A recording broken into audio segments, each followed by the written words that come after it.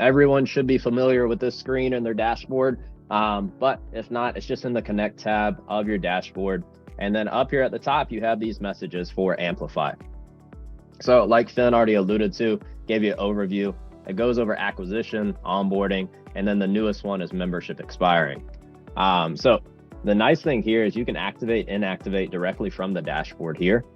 And then if you click in, this is where you can actually start customizing, because we give you a lot of flexibility here. So if you click into this first email, as you can see, I could start adding in my own text here to make it more on brand with my studio. You can also add on SMS, like Finn mentioned. People have multiple ways of getting communication, and having that multi-thread approach only increases your conversion rates even further. So as you can see here, if you opted to do SMS along with Amplify, you see a 69% more leads to paying customers. And then we also give you some reporting here as well.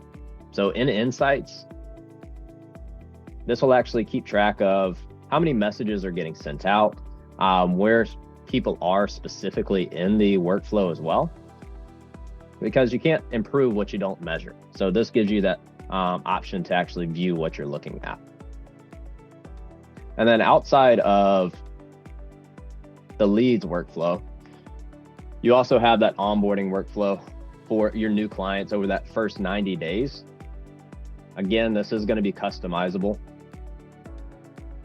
And then to that point, it is all encompassing. So it is going to follow up with all of the members that are expiring, give you that full life cycle and help you with your retention efforts.